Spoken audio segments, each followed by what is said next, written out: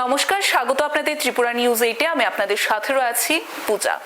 আমরা ইতিমধ্যে বেশ কিছু যারা জনপ্রতিনিধিরা রয়েছেন তাদের সাথে কথা বলার চেষ্টা করছি, কেননা জনগণ দ্বারা নির্বাচিত জনপ্রতিনিধিরা রয়েছেন এবং রাজ্যে এই মুহূর্তে রাজ্য রাজনীতিতে এমন কিছু বিষয় উঠে আসছে যাকে কেন্দ্র করে বলাই চলে সাধারণ জনগণ অনেকটাই বিভ্রান্তিতে রয়েছেন।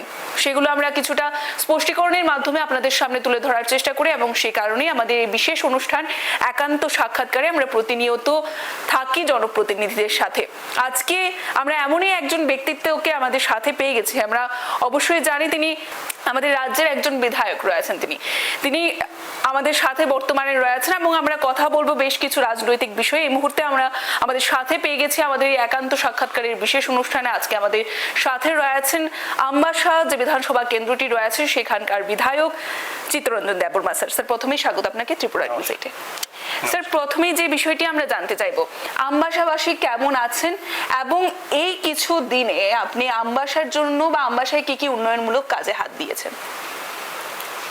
না, বিধায়ক হিসেবে উন্নয়নমূলক কাজে হাত দেওয়া বলাটা ঠিক হবে না, কারণ বিধায়ক উন্নয়ন প্রকল্পে যে টাকা পাওয়া যায় সেটাতে 2 কিলোমিটার ব্রিক সোলিং করাও মুশকিল।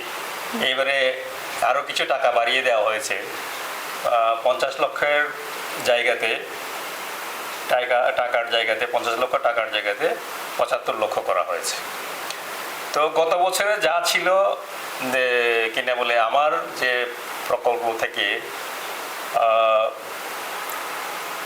বক্স কালভার্ট, ছোট ছোট বক্স কালভার্ট গ্রামের ভেতরে, কিন্তু বক্স কালভার্টগুলি না থাকাতে তারা এখন যেহেতু আমরা এই জায়গাতে আছি সবার ঘরে ঘরেই কিন্তু বাইক স্কুটি আছে মোটামুটিভাবে, ওদের অনেক অসুবিধা হয়। তার জন্য আমি অনেকটা দিয়েছি, বক্স কালভার্ট দিয়েছি, অনেক স্প্যানের হতে পারে কম টাকায়, 5 লাখ টাকা 4 লাখ টাকা। তারপরে মার্কেট স্টল দিয়েছি, দুটো অঙ্গনওয়াড়ি স্কুলগুলি মেরামতির জন্য টাকা দিয়েছি।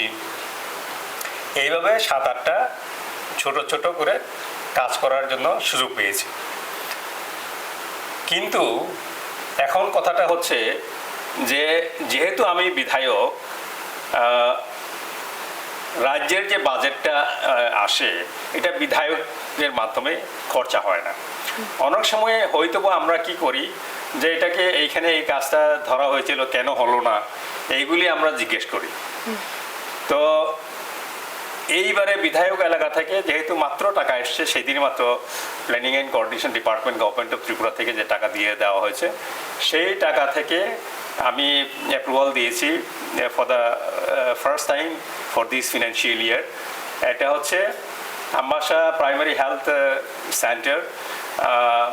তাদেরকে এখানে যেহেতু এই আমবাসা প্রাইমারি হেলথ সেন্টার 62,000 জনসংখ্যাকে তারা সার্ভিস দেয় বা কাভার করে, এবং ইনক্লুডিং দি রিমোট ভিলেজেস, মানে আমবাসা এলাকার সাবডিভিশনের। তার জন্য আমি একটা অ্যাম্বুলেন্সের অনুমোদন দিয়েছি, সেটা এই মাত্র 28 তারিখে দিয়েছি গত মাসে। তো প্রসেস করে এটা 1-1.5 মাসের মধ্যে আমার মনে হয় সেটা Ambassa primary health centre health ডিপার্টমেন্টে এখানে তাদের পরিষেবাতে কাজে লাগবে। এইটাই করেছি। আচ্ছা, এবারে আমরা জানতে চাইবো যে স্যার, সামনেই পঞ্চায়েত নির্বাচন রয়েছে, একটা গুরুত্বপূর্ণ নির্বাচন, এবং একে নিয়ে আমরা প্রত্যেকটি রাজনৈতিক দলকে ময়দানে নামতে দেখেছি। এই পঞ্চায়েত নির্বাচন নিয়ে আপনার কতটুকু কাজ করছেন? আপনার এলাকায় পঞ্চায়েত যে এলাকাগুলো রয়েছে সেখানে কিভাবে কাজ করার জন্য চিন্তা ভাবনা করছেন, একটু জানতে চাইবো।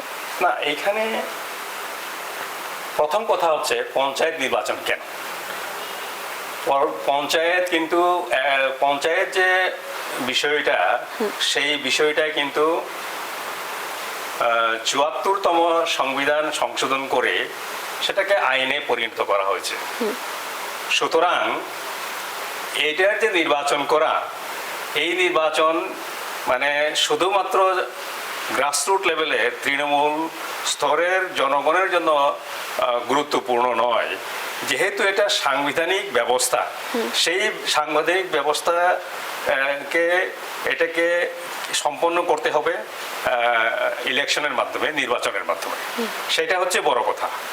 এখন যদি এইরকম যদি ব্যবস্থা যদি না হতো, সংবিধান সংশোধন করে যদি এটাকে না করা হতো, এমনও হতে পারে যে কোনো সরকার, আমাদের যে 29টা রাজ্য আছে, কি বলে আমাদের ভারতবর্ষে বা ভারতে, কেউ না কেউ বলতে পারতো না এইবারে ইলেকশন হবে না। কিন্তু এরকম বলা যাবে না। এইটা সম্পূর্ণ একটা উদ্দেশ্য নিয়ে সংবিধান সংশোধন করা হয়েছিল।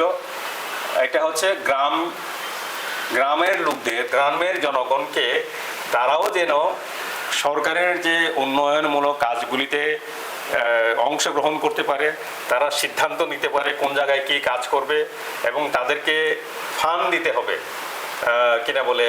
এই জন্য বলা হয়েছিল 3Fs, ফান্ড, ফাংশনারিজ। এই কারণে এই ফাংশনারিতে তাদেরকে, গ্রামের লোকদেরকে, জনগণকে কিনা বলে এই যে গণতান্ত্রিক পদ্ধতিতে প্রশাসনের তাদেরকে যে যুক্ত করা, এটা কিন্তু বড় ধরনের একটা পদক্ষেপ ছিল। এটা যদিও বলতে হয় তখনকার প্রধানমন্ত্রী ছিলেন রাজীব গান্ধী। এটা ওনাকে ক্রেডিট দেওয়া নয়, কিন্তু সেটা ওনার কিনা বলে সময়ে হয়েছিল। এটা একটা বড় যে মানে ব্যবস্থা। তো এইখানে সমস্ত রাজনৈতিক দলগুলি সবাই যেন, কি বলবো, এটা এই নির্বাচনে পার্টিসিপেট করতে পারে, অংশগ্রহণ করতে পারে, কারণ এটা গণতন্ত্র। গণতন্ত্রে সবাইকে এই সুযোগ দিতে হবে। তাই তখনই তো গণতন্ত্র ভালোভাবে কাজ করবে, এবং যারা আসবে এই নির্বাচনের মাধ্যমে তারাও নিজেদেরকে ভাববে যে জনগণ তাদেরকে ভোট দিয়েছে, এর জন্যই তারা জনগণের কাজ করার জন্য সুযোগ পাচ্ছে। এবং জনগণের কাজ কি, এটা হচ্ছে এখন আমাদের সামনে বড় কথা।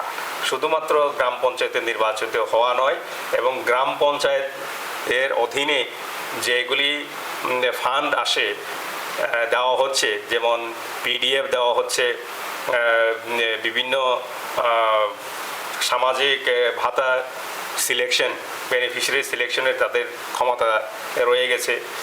তাদের মাধ্যমে সবাই যে বেনিফিশিয়ারি সিলেকশন ব্লকের মাধ্যমে যেটা করা হয়, সেটা কিন্তু তাদের মাধ্যমে করা অবশ্যই করতে হবে, কারণ তারা ইলেক্টেড বডি। এখন তাদের যে কার্যকাল সেটা শেষ হয়ে গেছে। এই শেষ হয়ে যাওয়ার কারণেই কিন্তু এই ইলেকশনের প্রয়োজনীয়তা দেখা দিয়েছে, যেহেতু কার্যকাল 5 বছর সম্পন্ন হয়েছে। স্যার, একটু জানতে চাইবো, আমরা কিছুদিন পূর্বে আমরা দেখতে পাই যে বিষয়টা 2024 লোকসভা নির্বাচনের প্রাক মুহূর্তে আমাদের রাজ্যে আমরা দেখতে পাই একটি ত্রিপাক্ষিক চুক্তি হয়, এবং সেই চুক্তিতে রাজ্য সরকার, সেন্ট্রাল কেন্দ্রীয় সরকার এবং তিপ্রা মথা দল সেখানে সামিল হয়েছিল, এবং সেখানে বিশেষ কিছু অ্যাকর্ড হয়েছিল যেগুলো আমরা জানতে পাই। এবং সেখানে সেই অনুযায়ী আমরা দেখতে পাই, বা আমরা মনে করেছি হয়তো বা এবার পঞ্চায়েত নির্বাচনেও আপনারা একই সাথে লড়াই করবেন বা সমর্থন করবেন, কিন্তু সেখানে আমরা দেখতে পাচ্ছি যে তিপ্রা মথা দলের তরফ থেকে বিশেষভাবে জানিয়ে দেওয়া হয় যে কোনোভাবেই তারা একসাথে লড়াই করতে চলছে না, কেননা সেখানে রাজ্য সরকারের বিশেষ কিছু বিষয় তারা সন্তুষ্ট নয়। এবং এমনটাও তারা সাংবাদিক সম্মেলনে তুলে ধরেছেন যে পঞ্চায়েত নির্বাচনের জন্য প্রার্থীদের তালিকা যেন ঘোষণা করা হয়, আলাদাভাবেই পঞ্চায়েত নির্বাচনে লড়াই করতে চলেছে তিপ্রা মথা দল। আপনার থেকে জানতে চাইবো, কি মনে হয় যে পঞ্চায়েত নির্বাচনে বিজেপি দল থেকে সরে এসে আলাদাভাবে লড়াই করাটা, আপনাদের এই সিদ্ধান্তটি কতটুকু সঠিক রয়েছে, নাকি এই সিদ্ধান্তের মাধ্যমে আপনাদের দল কোনো ভুল করেছে? কি মনে করেন এই বিষয়টি? না, এটা বিশ্লেষণ করতে হবে। বিশ্লেষণটা হচ্ছে ত্রিপাক্ষিক চুক্তি হয়েছে, এবং ত্রিপাক্ষিক চুক্তি হওয়ার পরে তিপ্রা মথা পার্টি বিজেপির অ্যালায়েন্স হিসেবে রাজ্য সরকারে অংশগ্রহণ করেছে। এটার অর্থ এই না যে তিপ্রা মথা পার্টি বিজেপির সঙ্গে মিশে গিয়েছে। তো এখন প্রশ্নটা আপনি তুলেছেন যে আমাদের নেতৃত্ব আলাদাভাবে যেটা নির্বাচনে অংশগ্রহণ করার জন্য যে ঘোষণা দিয়েছেন, সেই ঘোষণাটা নিশ্চয়ই বিজেপির সঙ্গে বা বিজেপির যারা আছেন তাদের সঙ্গে কোনো একটা কথোপকথন হয়েছে। আমি জানি না হয়েছে কিনা, তবে আমি ধরে নিয়েছি হয়েছে, এবং যার কারণেই ওনারা ইন্ডিপেন্ডেন্টলি স্বতন্ত্রভাবে নির্বাচনে অংশগ্রহণ করার জন্য ঘোষণা দিয়েছেন। এটা আমি মনে করি, বিশ্লেষণ করলে এটাই বোঝা যায় যে বিজেপির সঙ্গে, কারণ অতীতেও দেখা গেছে আইপিএফটি এবং বিজেপি 2019 সালের ভোটে আপনারা যদি লক্ষ্য করেন, আইপিএফটি বন্ধুত্বপূর্ণ লড়াই করেছিলেন, বন্ধুত্বপূর্ণ অংশগ্রহণ করেছেন। সেইভাবে সম্ভবত, আমি বলছি সম্ভবত, এই লড়াইটাও, এই যে নির্বাচনে অংশগ্রহণ করাটাও বন্ধুত্বপূর্ণ অংশগ্রহণ হতে পারে। স্যার, আপনি যে বিষয়টা বললেন যে অ্যালায়েন্স আমরা যেটা বুঝি যে শরিক দল, অর্থাৎ একটি দলের সাথে যেই দল শামিল হয়ে যায়, যেভাবে আমরা বিজেপি আইপিএফটি জোট সরকার বলা হয়, কেননা তারাও অ্যালায়েন্সে, আইপিএফটি দলও সেখানে অ্যালায়েন্সে বিজেপির সাথে যুক্ত। শরিক ডাজ নট মিন শামিল, আই মিন কিনা বলে merge, it has not been merged, it is an alliance with certain objectivity. ঠিক আছে? তো it should not be treated that alliance means the party has been merged. The party has not been merged.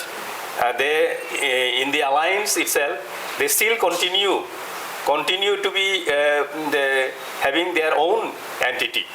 So the meaning of alliance is that they have agreed to come together to run the government. That is the meaning of alliance with certain objectivity. So এইখানে যদি এখন যদি এই নির্বাচনে তীব্রামথা যদি মনে করে যে না, বিজেপি আলগা করে লড়াই করবে এবং তীব্রামথা যদি আলাদা করে লড়াই করবে, তো that decision can be taken. Sir, আপনার থেকে একটু জানতে চাইবো, অ্যাকর্ডের 6 মাস সময় রয়েছে, এই 6 মাস সময় এখনো তার মধ্যে মাত্র 3.5 মাস অতিক্রান্ত হয়েছে। এই সময়ে দাঁড়িয়ে যেখানে অ্যাকর্ডের চুক্তি এখনো পর্যন্ত কিছুই সমাধান হয়নি, সেই জায়গায় দাঁড়িয়ে তীব্রামথা দলের এই সিদ্ধান্তটা এই সময় নেওয়াটা কতটুকু সঠিক হয়েছে? না, accord is entirely different issue and matter. It is within the purview of the government of India and also within the purview of the government of Tripura. As per the accord, সেখানে 3টি পক্ষ রয়েছে, সেই 3টি পক্ষের মধ্যে এই 3টি আছে, government of India, government of Tripura and the Tipramotha party. এখন অ্যাকর্ডে যা আছে, অ্যাকর্ডে কোথাও লেখা নেই যে they will be joining in the government, participating in the government. All these things are not there, but this is unwritten. Now, accord implementation is the responsibility of the government of India. Accord implementation is the responsibility of the government of Tripura. Now, any agreement, এখন আমি জানি না, আমি যেটা বলছি, any agreement যদি কোনো একটা পার্টি যদি সেটাকে যদি ইমপ্লিমেন্ট যদি না করে, তাহলে that agreement will not have any meaning, isn't it? Agreement, because tripartite যে এগ্রিমেন্টটা করা হয়েছে সেটাতে অবভিয়াসলি ত্রিপুরাল্যান্ড স্টেটের যে ডিমান্ড সেটা নেই, এবং I have analysed it thoroughly, directly, indirectly, whether there is any kind of indication of granting the statehood. According to the tripartite agreement, there is no indication, there is no meaning that can be derived from the agreement, tripartite agreement, that there would be grant of statehood on the demand for Tripuraland state. So যা আছে সেগুলিতে, according to me, it is almost normal sir সেটাই একটু জানতে চাইবো আপনার থেকে, কেননা তিপ্রা মথার দল, যে দলটিকে আমরা উঠে আসতে দেখেছি এবং হঠাৎই জনপ্রিয়তা পেয়ে যাওয়া, তাদের যে ডিমান্ডটা রয়েছে তিপ্রাসাদের একটি ইমোশন গ্রেটার তিপ্রাল্যান্ড তাকে নিয়ে। না এটাই আমি বলতে চাইছিলাম যে গ্রেটার তিপ্রাল্যান্ড বা Tipraland it is almost the same and identical to me. নাও এটা নিয়েই যেহেতু মানে আপনিও বলেছেন যে জনপ্রিয়তা বা পপুলারিটি গেইন করেছিল বা এখনো সেটার দিকে তাকিয়ে আছে জনগণ, কিন্তু জনগণ বাই দিস টাইম জানেন যে এই যে ট্রাইপার্টাইট এগ্রিমেন্টে গ্রেটার তিপ্রাল্যান্ড বা তিপ্রাল্যান্ডের যে রাজ্যের যে দাবির প্রশ্ন, সেই প্রশ্ন সেখানে কিঞ্চিত মাত্র নেই। তো এখন এই অবস্থাতে এই যে এগ্রিমেন্টে যা আছে বা এগ্রিমেন্টে যা আছে আমরা কি পাবো এবং কি পাবো এখনো কিন্তু সেটা নির্ধারণ করা হয়নি। সবচেয়ে আশ্চর্যের বিষয় হচ্ছে যে আমি কেন বলছি, আমি এই কথাটা বলতে পারছি এই কারণে মাননীয় প্রদ্যুৎ বিক্রম কিশোর মানিকের সঙ্গে আমার পার্টির তিপ্রাল্যান্ড স্টেট পার্টির একটা এগ্রিমেন্ট রয়ে গেছে। সেই এগ্রিমেন্ট অনুযায়ী কোনো পার্টি বা অর্গানাইজেশনের সঙ্গে এগ্রিমেন্ট যদি করতে হয়, গ্রেটার তিপ্রাল্যান্ড এগ্রিমেন্টে লেখা ছিল, আমাদের এগ্রিমেন্টে লেখা ছিল তিপ্রাল্যান্ড স্টেট ব্যতীত কোনো এগ্রিমেন্ট করা যাবে না। তো এইখানে আমার সঙ্গে ওনার যে agreement, written agreement, not oral agreement, সেই এগ্রিমেন্ট অনুযায়ী কিন্তু সেখানে কোনো কাজ হয়নি। তো এখন যেগুলি রয়ে গেছে সেইটাও অর্ধেক এগ্রিমেন্ট, মানে that this tripartite agreement has been signed half done. কারণ কেন বলছি, আমরা যদি দেখি between the countries, between the organisations, government of India যখন এগ্রিমেন্ট সম্পাদন করেন, সই করেন, দস্তখত করেন, তখন দেখা যায় একটা এগ্রিমেন্ট তার ডেফিনিশন, নির্ধারণ সবটাই মানে কমপ্লিট থাকে। এখানে কমপ্লিট নাই, এই কারণে বলা হয়েছে যে একটা জয়েন্ট ওয়ার্কিং কমিটি গঠন করা হবে।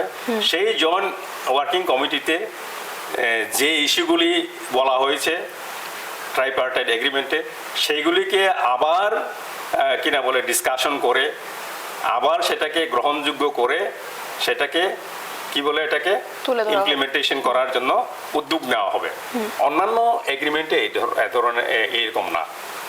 আপনি টিএনবি এগ্রিমেন্টটা দেখুন, বড়দের এগ্রিমেন্টটা দেখুন, ক্লিয়ারলি লেখা আছে ওই এগ্রিমেন্টের পরে it is the government of India or government of Tripura, যার যেটা যদি করার থাকে with the instruction of the government of India, ওই এগ্রিমেন্টের যে প্রভিশনগুলি কমপ্লিট করার জন্য, সম্পাদন করার জন্য, এক্সিকিউশন করার জন্য এইগুলি মাত্র থাকে। কিন্তু এই এগ্রিমেন্টে সেটা না।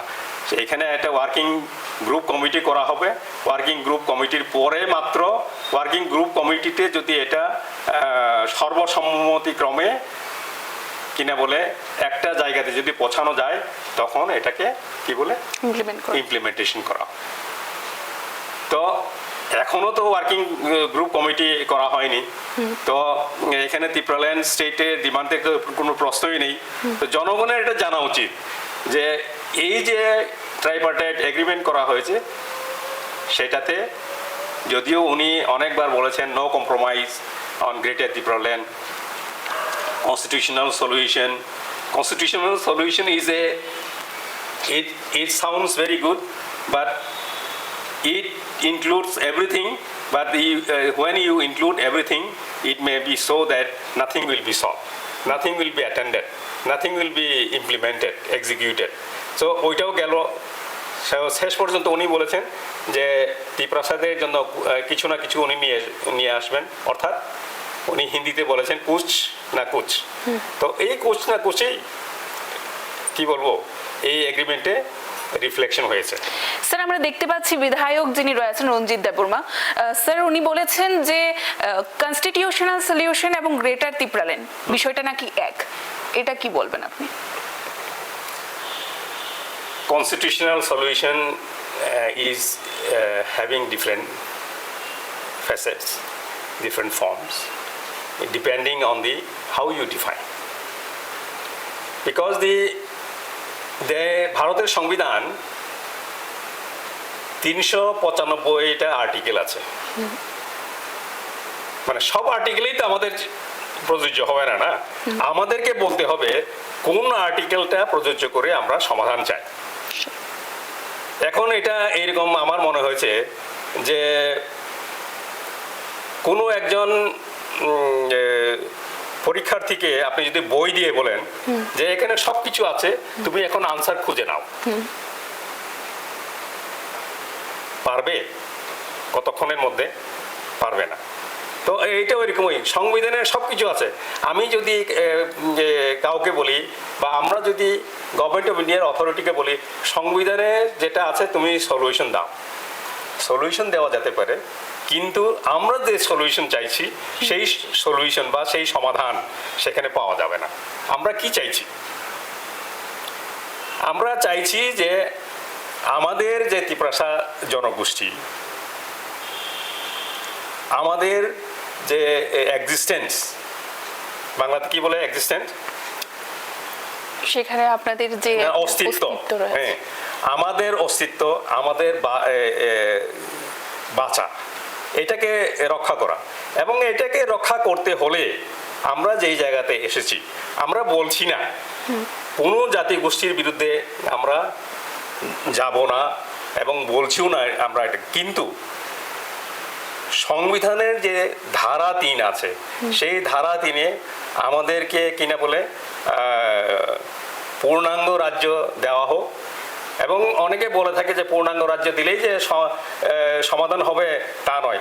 আমি বলছি পূর্ণাঙ্গ রাজ্য দিন, যেটা যেটা অন্তত আমাদের অস্তিত্বের যে প্রশ্নে আমরা বলছি, আমরা অন্য কোনো কিছু জন্য বলছি না। কেন অস্তিত্ব, এই প্রশ্নটা আপনি করলেন না, আমিই বলছি। আমরা আমাদের নিজের রাজ্যে কোনো এক সময়ে, ইভেন ভারতের সঙ্গে যখন আমরা যোগদান করি, তখন আমরা সংখ্যাগরিষ্ঠ ছিলাম। এই কালক্রমে স্লোলি অ্যান্ড গ্র্যাজুয়ালি আমরা ঐতিহাসিক কারণে সংখ্যালঘুতে পরিণত হয়েছি। আমাদের সংখ্যালঘু পরিণত হওয়া বা অন্যান্য জাতিগোষ্ঠীর সংখ্যালঘু পরিণত হওয়া এক কথা না। কেন এক কথা না? আমরা মাত্র অ্যাবাউট মনে হয় 15 লক্ষ, 42 লক্ষের মধ্যে 15 লক্ষ আমাদের জনগোষ্ঠী। এবং আমি লক্ষ্য করেছি যদি কালক্রমে আমাদের ত্রিপুরাতে এমনও হতে পারে যে এখানকার যে মূল জনগোষ্ঠী কাজের জন্য হোক, যে কোনোর জন্য হোক, যখন তারা ভারতবর্ষের প্রায় 100টি শহরে যদি তারা যদি ছড়িয়ে ছিটিয়ে যায়, এই 15 লক্ষ কত, 15,000 করে আমি ধরে নিয়েছি। হায়দ্রাবাদে প্রায় 20,000-এর মতো লোক আছে আমাদের, বেঙ্গালুরে 12,000-এর মতো লোক আছে।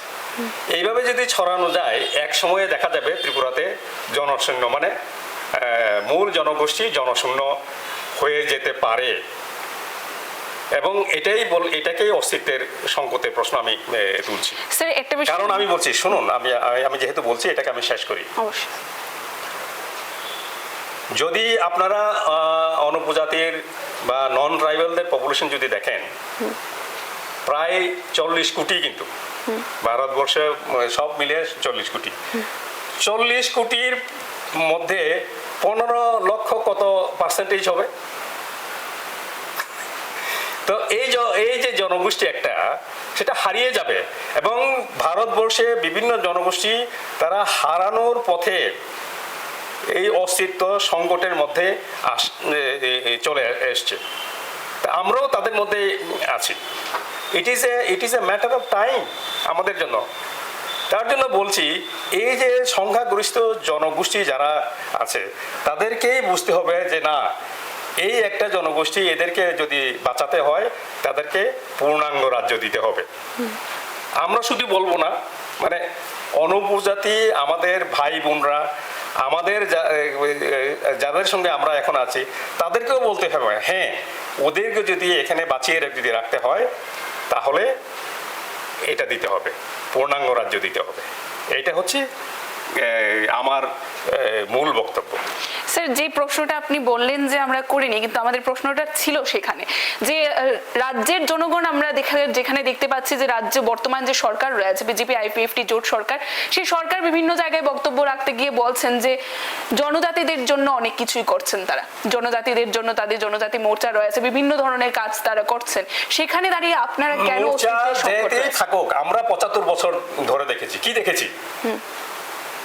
কংগ্রেস আমলে বলছে যে জনজাতির জন্য আমরা করছি, সিপিএম এর আমলে তারা যে 25 বছর ছিলেন তারাও বলছে আমরা করছি। এখন বিজেপি সরকার এখানে আইপিএফটি বিজেপি সদ্য নীতিপ্রামথাও জয়েন করেছে, বলছে সব করা হচ্ছে। আমাকে বলুন, প্রত্যন্ত ধলাই জেলা যেটা সব সরকারের আমলে, কোনো সরকারের আমলে এটা প্রায়োরিটি ডিস্ট্রিক্ট ছিল, কারোর কাছে এটা স্পেশাল ডিস্ট্রিক্ট ছিল, এখন এটাকে অ্যাসপিরেশনাল ডিস্ট্রিক্ট বলা হয়েছে। গিয়ে দেখুন জলের ব্যবস্থা নেই, স্টপ ডায়রিয়ার জন্য প্রোগ্রাম করা হয়েছে রিসেন্টলি। রাস্তা নেই, কি দরকার মানুষের? কি দরকার মানুষের? দরকার কি বলে এটাকে, ইনফ্রাস্ট্রাকচার, বেসিক 4 থিংস। এই basic 4 thing for the last 75 years দেওয়া হয়নি। শিক্ষার কথা তো বলে লাভ নেই, শিক্ষার ব্যবস্থা তো পার্টিকুলারলি জনজাতি এলাকাতে ভেঙে পড়েছে বললে মানে বেশি বলা হবে না। তো এই কারণে একটা হচ্ছে শুধুমাত্র উন্নয়নের কথা বলে আমাদের অস্তিত্বকে বাঁচিয়ে রাখা যাবে না। আজকে 76 বছরের কথা বলছি, নেক্সট 100 ইয়ার্স 150 ইয়ার্সের পরে আমাদের কি অবস্থা হবে, এটা একটু কিনা বলে বিচক্ষণতার সঙ্গে সেই 200 বছর পরে আমাদের অবস্থা কি হবে, এই জাতি থাকবে কিনা। এবং সবচেয়ে ইম্পর্টেন্ট কথা হচ্ছে, আমি আপনাদেরকে এখন দেখাতে পারবো না, 20 বছর 25 বছর ধরে বাংলাদেশ থেকে প্রত্যেকদিন কিভাবে এখানে অনুপ্রবেশ ঘটে সেই পেপার কাটিং গুলি আমি আজকেও রাখছি। ইলিগাল মাইগ্রেট, এটাই আমি এই কয়েকদিন ধরে এটাকে সর্ট আউট করে আলাদা করে কোনো কিছু লেখার জন্য চিন্তা ভাবনা করছি।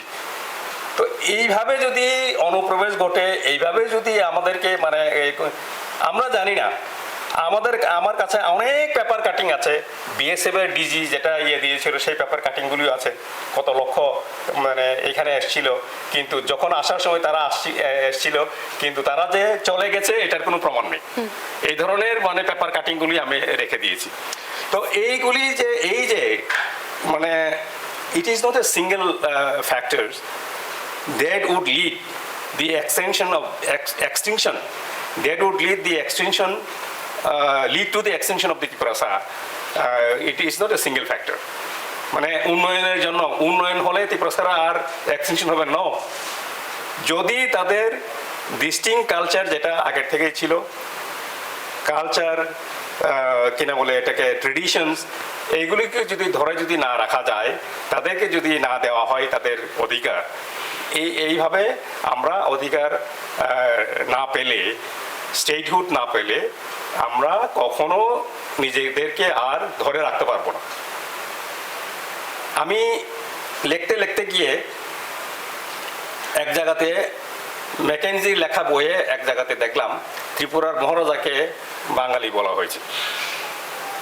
I stop my writing to search further more. কেন এটা বলা হলো? এটা বলা হলো অ্যাকচুয়ালি ইন 1761, যখন চাকলা রোশনাবাদ দি নবাব অফ বেঙ্গলের কাছে চলে গিয়েছিল। তারপরে নবাব অফ বেঙ্গল মহারাজের কাছে কিনা বলে রাজস্ব পাচ্ছিলেন না পাওয়াতে ইংরেজদের সঙ্গে পরামর্শ করে চক্রান্ত করে মহারাজাকে কনভিন্স করার জন্য নবাব অফ বেঙ্গল বলেছেন ইংরেজ শাসকদের চক্রান্ত ছিল যে না, চাকলা রসুলাবাদকে নবাব অফ বেঙ্গলের সঙ্গে রাখা না, তারা নিজেরা এটাকে নিয়ে নেওয়ার জন্য, তাই হয়েছিল। তাহলে চাকলা রসুলাবাদ যেটাকে আমরা বলি যে মহারাজার ইয়ে ছিল, শাসিত অঞ্চল ছিল, মহারাজা শাসিত অঞ্চল তখন থেকে এটা শেষ হয়ে গিয়েছিল 1761 সাল থেকে।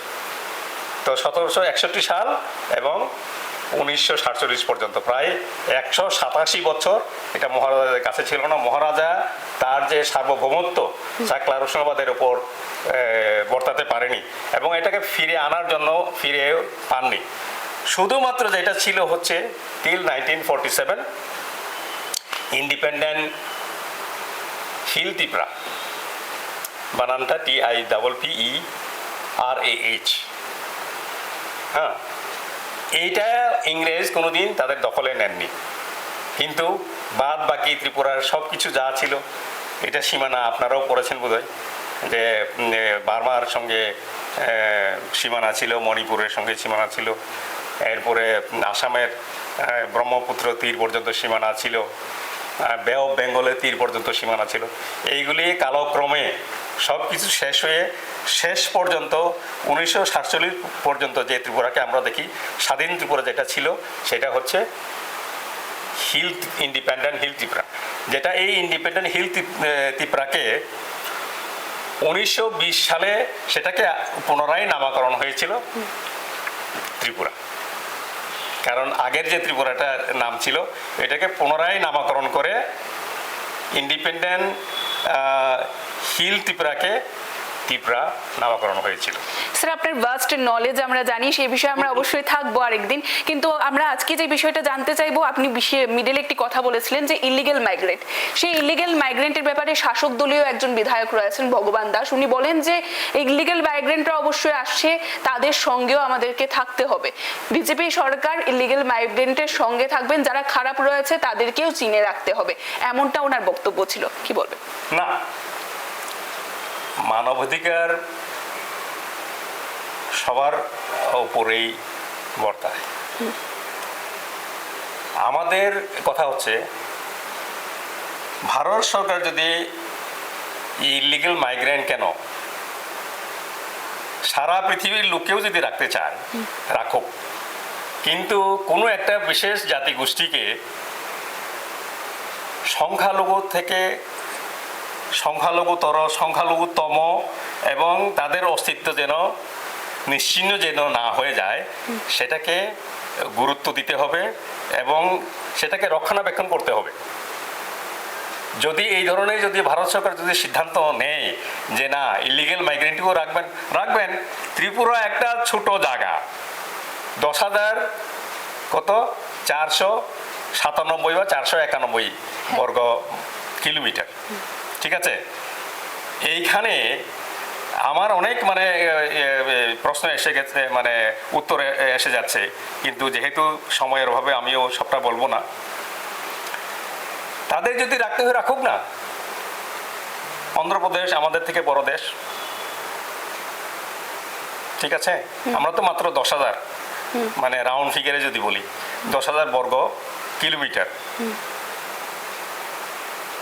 উত্তরপ্রদেশ প্রচুর জায়গা রয়ে গেছে এবং আপনারা যদি ডাটা দেখেন যে নর্থ ইস্টের যে ফরেস্ট যে cover is much higher than the rest of the states in India. North ইস্টের অরুণাচল বলেন, আপনারা খুলে দেখতে পারেন, ত্রিপুরার যে ফরেস্ট কাভার হচ্ছে 59.99%,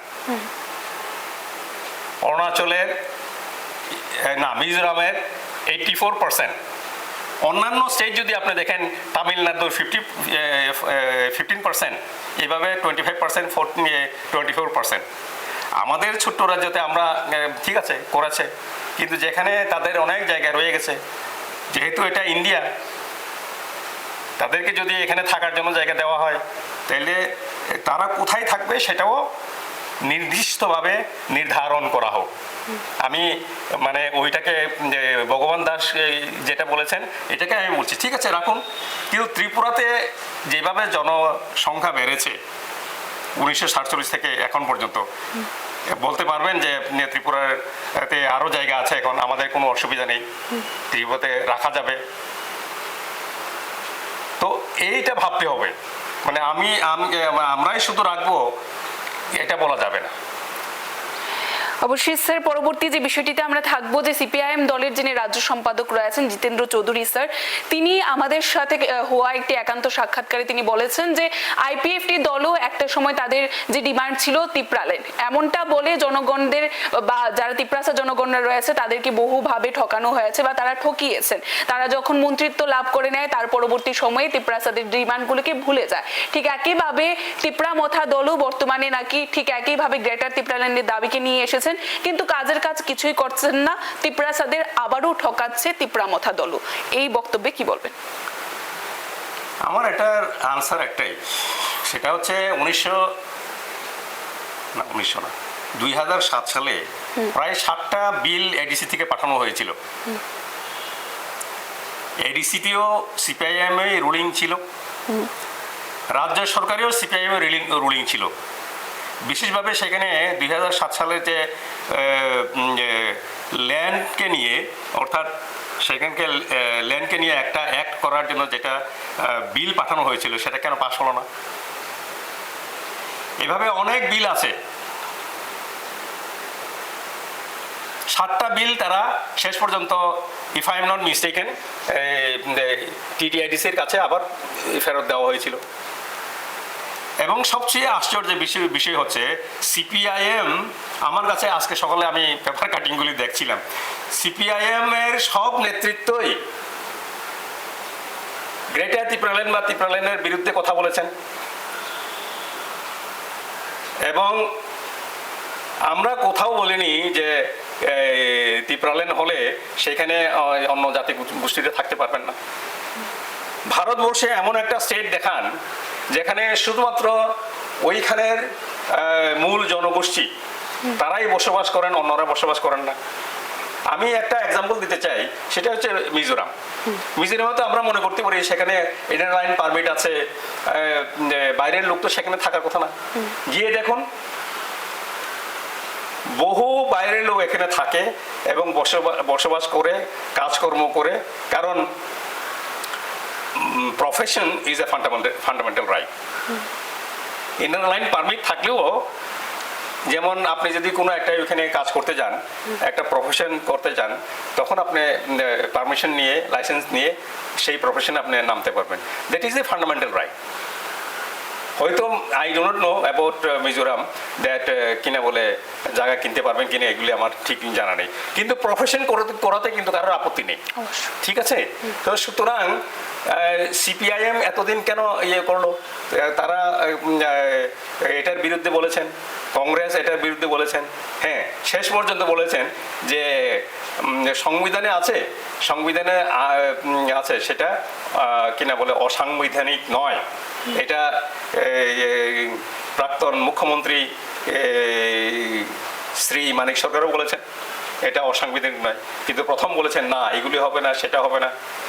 অনেক বছর, মানে একটা জিনিসকে কিনা বলে বৈধ, মানে এটা যে বৈধ, সেই বৈধতাকে বৈধ বলে কেউ বলতে চায় না।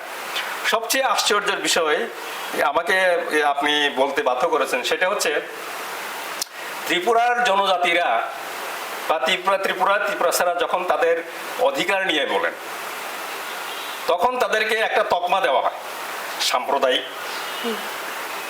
বিচ্ছিন্নতাবাদী, শান্তি সম্প্রীতি বিরোধী। এটা এই কতগুলি শব্দগুলি বললাম, এটা সিপিআইএম এর রুলিং এর আমল থেকেই চলে আসছিল। এখনো এটাকে অনেকে বলতে চান, আমরা যদি এতই যদি সাম্প্রদায়িক হতাম তাইলে মানে আমাদের এই রাজ্যে আমরা জাতি উপজাতি নীতিপ্রাসা আমরা একসঙ্গে কোনোদিনই বসবাস করতে পারতাম না। আমরা চিরাচরিতভাবে আগে থেকে বসবাস করে আসছি, কিন্তু এখন কেন চাইছি ত্রিপুরাল্যান্ড?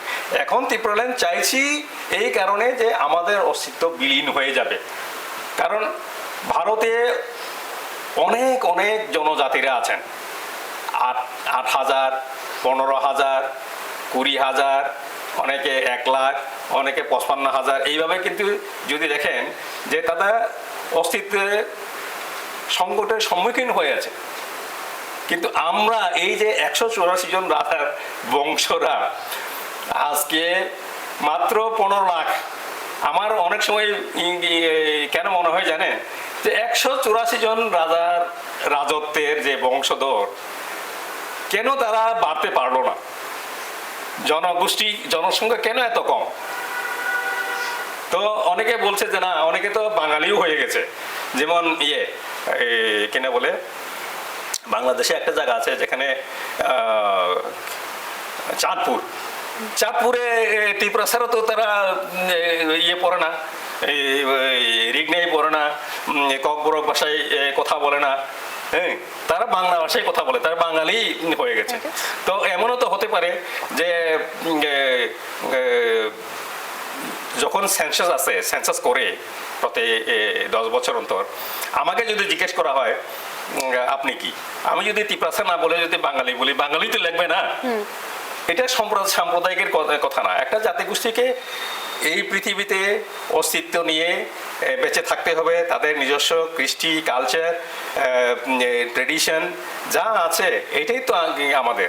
মানে কে আমাদেরকে হাসে, কে আমাদেরকে কিনা বলে ঠাট্টা করে, এটা করলে করুক, এটাতে কোনো আসে যায় না। কিন্তু অস্তিত্বের জন্য লড়াই করতে হবে, সেটা হচ্ছে বড় কথা। আর যেহেতু আপনারা কিনা বলে পঞ্চায়েত নির্বাচনের জন্য এসছেন, আমি সব রাজনৈতিক দলদের প্রতি এবং বিশেষভাবে শাসক দলের প্রতি অনুরোধ রাখব যে আমাদের রাজ্যে যে ঐতিহ্য, শান্তিপূর্ণভাবে নির্বাচন হওয়ার সেই ঐতিহ্য বজায় রাখুক। সবাই ইলেকশনে নির্বাচনে অংশগ্রহণ করুক। যেহেতু এটা স্বরাজ কিনা বলে গ্রাম, স্বরাজ গ্রাম, এটা সাংবিধানিক ব্যবস্থা। সেই সাংবিধানিক ব্যবস্থাকে আমরা যেন সম্মান করি এবং এই সাংবিধানিক ব্যবস্থা যেন চলুক, আমাদের রাজ্যে চলুক, বিভিন্ন রাজ্যে, এবং তাদেরকে যেন আমরা আরও মানে ক্ষমতায়ন দিতে পারি বা ক্ষমতায়নে নিতে পারি, সেটা আমাদের প্রচেষ্টা থাকুক। কারণ একটা সময়ে যদি আমরা ভাবি যে everything should be implemented through them, তার মানে তাদেরকে সেইভাবে আমরা কিনা বলে টেনে আনতে হবে এবং সেই কাজগুলি যেন করা যায় তাদের মাধ্যমে। কারণ কেরালাতে সাধারণ কিনা বলে লোকরা করে না, এই পঞ্চায়েতে তারা দাঁড়ায় না, তারাই নির্বাচন করে, মানে সিলেকশন করে একজন অভিজ্ঞ লোককে দেয় এবং খুব যারা মাটির সঙ্গে সংস্পর্শ রাখে, লোকের জন্য কাজ করে, তাদেরকে নির্বাচন করে তারা পাঠায় এবং লোকদের জন্য তারা কাজ করে। এই ধরনের শিক্ষিত লোক, এই ধরনের ইভেন রিটায়ার্ড লোককে তারা মানে নির্বাচনে অবতীর্ণ হতে দেয়, তারাই অনুরোধ করে। তো এই ধরনের একটা পরিবেশ হোক। কারণ টাকা খরচা করলেই যে উন্নয়ন হবে এরকম না। মন দিয়ে আত্মা উৎসর্গ করে জনগণের জন্য, জনগণের কল্যাণে যখন যদি করা যায় তখনই উন্নয়ন হবে। টাকা ঢাললেই উন্নয়ন হয় না। আমরা এই কথাটা মনে রাখতে হবে। যে জাপান দ্বিতীয় বিশ্বযুদ্ধে সমস্ত ধূলিসাৎ হয়ে গিয়েছিল, তারা কি শুধু টাকার জন্য? তারা তাদের ডেডিকেশন, তাদের আত্ম উৎসর্গ কিনা বলে দেশপ্রেম অনেকে শুধু বুলি আওড়ায় যে তারা দেশকে ভালো পায়, কিন্তু শুধু তাত্ত্বিকভাবে দেশকে ভালো পেলেই হবে না, কার্যক্রম অর্থাৎ ইমপ্লিমেন্টেশন দেশকে ভালোবাসি সেটাকে প্রমাণ দিতে হবে। কথাই প্রমাণ না দিয়ে আমরা যদি কাজে প্রমাণ দেই তাহলেই কিন্তু দেশ উন্নতি হবে, এটা কিন্তু আমাদের মনে রাখতে হবে। এবং সেই সাথে আবারও আমরা যেন গুলিয়ে না ফেলি, যেটা আমাদের যে মুদ্রা রয়ে গেছে রাজ্যের যেন সেটা আমাদের থাকবে। স্যার, ত্রিপুরা জনগণরা জানতে চায় যে ত্রিপুরা মথা দলের যে ডিমান্ড ছিল গ্রেটার ত্রিপুরাল্যান্ড, তা নিয়ে আপনারা কতটুকু এগিয়েছেন, সেটা কবে নাগাদ হতে চলেছে? না, এই ত্রিপার্টাইট এগ্রিমেন্টে তো ত্রিপুরাল্যান্ড বা গ্রেটার ত্রিপুরাল্যান্ড স্টেটের কোনো মানে দূর থেকে আমি দেখছি না। এখন যদি ত্রিপুরা মথাই যদি এই আন্দোলন করতে হয় তাহলে নেক্সট ধাপ এটা ইমপ্লিমেন্টেশন না হওয়া পর্যন্ত তারা বলতে পারবে না, কারণ এগ্রিমেন্টে কিন্তু এক জায়গাতে বলা আছে এই এগ্রিমেন্ট ইমপ্লিমেন্টেশন অর্থাৎ কার্যকরী না হওয়া পর্যন্ত ত্রিপুরা মথা দল কোনো আন্দোলন বা কেন বলে এজিটেশন করতে পারবে না। সুতরাং তাহলে এই নেক্সট ধাপ কিভাবে করবে? তো এই ধাপটা শেষ না হওয়া পর্যন্ত ত্রিপুরা মথা দলের পক্ষে কোনো আন্দোলন করা যাবে না বা তারা করবে না, এইটা হচ্ছে কথা। তাহলে এই যে ত্রিপার্টাইট যে এগ্রিমেন্ট কবে নাগাদ এটা ইমপ্লিমেন্টেশন সম্পন্ন হয় এবং কবে নাগাদ ত্রিপুরা মথা পার্টি মানে সিদ্ধান্ত নেয় যে আবার আন্দোলন শুরু করবে, এটা হচ্ছে আমি যতটুকু অ্যানালাইসিস করে এটাকে পুঙ্খানুপুঙ্খভাবে বিচার করে বুঝতে পারি আমার ক্ষুদ্র জ্ঞানে, তাই আমি বললাম। স্যার, আপনার ফেসবুক বিভিন্ন পোস্টের মাধ্যমে দেখা যায় আপনি অনেক সময় দলেরই বিরোধিতা করেন, অর্থাৎ যে দলে আপনি রয়েছেন দলে থেকে দলের বিরোধিতা করার কি কারণ? না, দলে থেকে দলের বিরোধিতা না। আমার একটাই প্রশ্ন হচ্ছে যে আমার একটা এগ্রিমেন্ট রয়ে গেছে, এটা ত্রিপুরা বলে, ত্রিপুরা মানে দি ইন্ডিজিনিয়াস প্রগ্রেসিভ রিজনাল অ্যালায়েন্সের চেয়ারম্যান মহামহিম প্রদ্যুৎ বিক্রম কিশোর মানিকের সঙ্গে আমি তখন ত্রিপুরাল্যান্ড স্টেট পার্টির প্রেসিডেন্ট হিসেবে ওনার সঙ্গে আমার একটা এগ্রিমেন্ট রয়ে গেছে। এই এগ্রিমেন্টে যেটা পয়েন্ট 4 নম্বর বা 5 নম্বর পয়েন্টে লেখা আছে, যদি কোনো রাজনৈতিক দলের সঙ্গে বা কোনো সংগঠনের সঙ্গে আমাদের যদি অ্যালায়েন্স করতে হয়, সেই অ্যালায়েন্সের যে মূল বক্তব্য হবে গ্রেটার ত্রিপুরাল্যান্ড, সেখানে লেখা ছিল না, ত্রিপুরাল্যান্ড স্টেট ডিমান্ড অবশ্যই থাকবে, তাহলেই এগ্রিমেন্ট করা হবে। যেহেতু এই ত্রিপার্টাইট এগ্রিমেন্টে সেই ধরনের কোনো সংস্থান রাখা হয়নি, I have every right two assert the agreement which we signed on 18 February 2021. তার জন্য আমি বলছি আমার একটা দল বিরোধী না, এগ্রিমেন্ট একটা রয়ে গেছে। তবে স্যার, এই যে অ্যাকর্ডটা হয়েছে সেটাতে আপনার সম্মতি নেই? আমার সম্মতি নেই, আমি এটা খোলাখুলি বলছি। এবং এটা বলার জন্য যদি আমার কিনা বলে সবকিছু ছেড়ে দিতে হয়, আমি ছেড়ে দিই। স্যার, রাজ্যের একটা বড় সমস্যা বেকার সমস্যা, আমরা প্রত্যেক সময় জানি, এবং সেখানে দাঁড়িয়ে আমরা টিটিএডিএস এর পক্ষ থেকে একটি চাকরির একটা সিদ্ধান্ত নিতে আমরা দেখতে পাই এখানে যে জোনাল যে ডেভেলপমেন্ট অফিসার রয়েছে, এবং সেখানে আমরা দেখতে পাই একটা বড়সড় কেলেঙ্কারি উঠে আসে পরীক্ষার প্রাক মুহূর্তে দাঁড়িয়ে। এই বড়সড় কেলেঙ্কারি এবং সেখানে দাঁড়িয়ে এত যোগ্য ব্যক্তিত্ব থাকার পরেও দাতামোহন ত্রিপুরাকে সেখানে দায়িত্ব দেওয়া, এই বিষয়গুলো আপনি কিভাবে দেখতে পাচ্ছেন? এবং এই বড় কেলেঙ্কারি এডিসির এমন একটি বড়সড় পরীক্ষার পেছনে সেটাকে কিভাবে দেখছেন? না, এটাতে কোনো কিনা বলে এটাকে ছোট করে দেখার কোনো অবকাশ নেই, কারণ একটা নেগলিজেন্স হয়েছে বলেই তো এই ধরনের একটা ঘটনা ঘটেছে। তো তবু আমি মনে করি এটা যদি মানে পরীক্ষার পরে বা রেজাল্টের পরে এই ধরনের একটা ঘোটালা ধরা পড়তো, তাহলে ব্যাপারটা আরও বিচ্ছিরি হতো। তবে এটা এই জিনিসটা যেন ভবিষ্যতে না হোক, যেহেতু এটা সময় মতো ধরা পড়েছে। কিন্তু তবুও আমি বলবো যে যতটুকু সতর্কতা অবলম্বন করা উচিত, শুধু শুধু কেন কিনা বলে সাব জোনাল ডেভেলপমেন্ট অফিসারের ক্ষেত্রে নয়, যত ধরনের যে রিক্রুটমেন্ট আছে তত ধরনের রিক্রুটমেন্টেই সাবধানতা অবলম্বন করতে হবে। কারণ সাবধানতা অবলম্বন না করলে সেটাতে কি হবে, একজন অফিসারকে আমরা রিক্রুটমেন্ট করব এবং পরবর্তী সময়ে দেখা যাবে সেই অফিসার যদি উপযুক্ত যদি না হয়, চাকরি পাওয়ার পরে আমি এখনো দেখি নাই কাউকে চাকরি ছাড়ানো হয়েছে বলে, মানে কাজ করতে পারে নাই বা ইয়ে বলে, কিন্তু দি administration suffers. I really want that for any recruitment there should be fair conduct of the examination, of the oral examination, whatever. কারণ এইখানে কারো ব্যক্তিগত হলে চলবে না। He or she will be serving for the next 30 years. Not because I'm in the administration today that I should think that I'll not suffer. But if it is not properly done, whole administration will suffer. If it is superbly done, if it is done properly, then they will bring glory to the administration.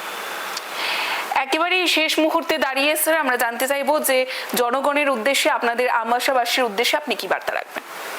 আমার একটাই বার্তা, যে আমি গত এগুলিতেও দিয়েছি, যে তখন আমি আমার নাম্বার দিয়েছি, আমার সঙ্গে পরিচয় থাকুক না থাকুক, কেউই আমাকে যদি কেনা বলে ফোনে কথা বলেন, আমি ফোন তুলি এবং যতটুকু সম্ভব আমি কাজ করার জন্য চেষ্টা করি।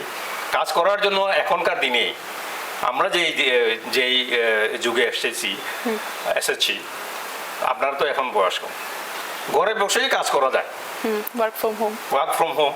ইভেন এই ইন্টারভিউটা যদি স্কাইপে যদি আমার এখানে সুবিধা থাকতো, আপনার স্টুডিওতে না গিয়েও মানে কাজ করা যায়।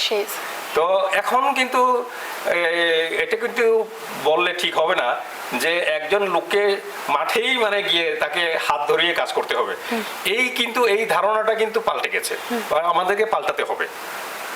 যেমন আমি কয়েকটা উদাহরণ দেই। একটা মেয়ে ফোন করেছে, স্যার আমার তো, এটা গত বছরের কথা, এই অ্যাডমিশনের সময়, আমার তো মানে উইমেন্স কলেজে আমার অ্যাডমিশন চাই। থেকে আমি বললাম কেন? না স্যার আমার মা বাবা আমাকে পড়াতে পারবে না, এখানে মামার বাড়ি আছে। কোথায় মামার বাড়ি আছে? উইমেন্স কলেজের অপোজিটে। ওইখানে যদি আপনি ব্যবস্থা করে দিতে পারেন, আমি তাহলে আমার খুব সুবিধা হয়। ঠিক এভাবে বিএড কলেজে পড়ার জন্য ইকফাইয়ে।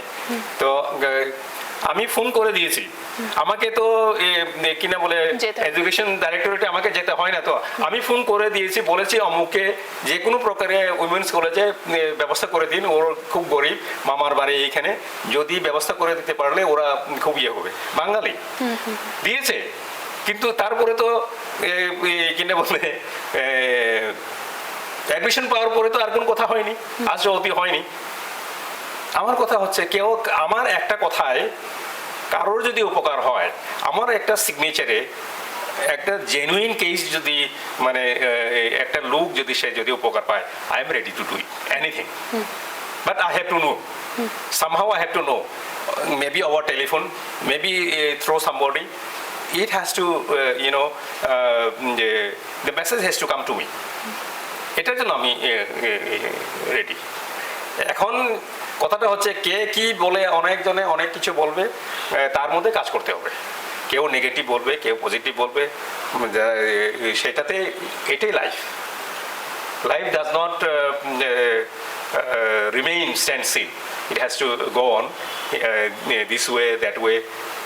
কাকে কি করা যায় এটা করতে হবে। অসংখ্য ধন্যবাদ স্যার। আমরা এতক্ষণ পর্যন্ত অনেকটাই ব্যস্ততম সময় ছিল স্যারের, এবং তার মধ্যে আমরা সময় পেয়েছি, তার জন্য অনেক ধন্যবাদ স্যার। এবং আমরা এতক্ষণ পর্যন্ত তিপ্রা মথা দল বা এই যে দাবি রয়েছে তাদের গ্রেটার তিপ্রা লাইন, তাকে নিয়ে জনগণের মধ্যে নানান প্রশ্ন ছিল, তার কিছুটা আমরা স্পষ্টীকরণ তুলে ধরার চেষ্টা করেছি। চিত্তল স্যার আমাদের সেই জবাবগুলি দিয়েছেন আপনাদের উদ্দেশ্যে, আপনারা নিশ্চয়ই দেখতে পেয়েছেন।